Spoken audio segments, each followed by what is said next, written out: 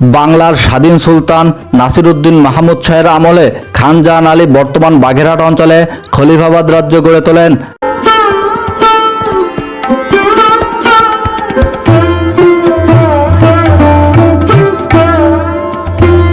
তৎকালীন খলিফাবাদ রাজ্যের গভর্নর খান জাহান আলী আধুনিক নগরী গড়ে তোলার জন্য অবকাঠামো নির্মাণ, দিঘি খনন, শিল্পায়ন সহ শাসন ব্যবস্থার যুগান্তরকারী আমল পরিবর্তন করেন।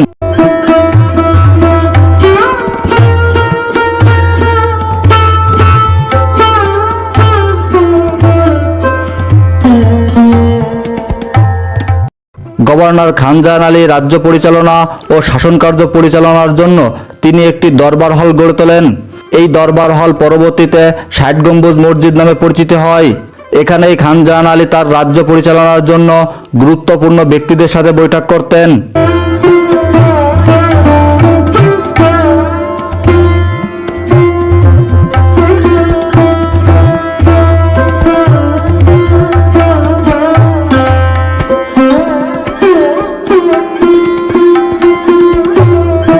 বহু অর্থ ব্যয় এবং দীর্ঘ সময় ধরে নির্মাণ করা এই দরবার হলের পাথরগুলো আনা হয়েছিল রাজমহল থেকে। এই স্থাপনা নির্মাণ শৈলীতে তুগলকি ও জৌনপুরী কাঠামো ফুটে উঠেছে। তবে ৬০ গম্বুজ মসজিদ নামকরণ নিয়ে ভিন্নমত থাকলেও ধারণা করা হয় কালের বিবর্তনে মানুষের মুখে ৬০ গম্বুজ বলতে বলতে সেই নামে নামকরণ হয়েছে।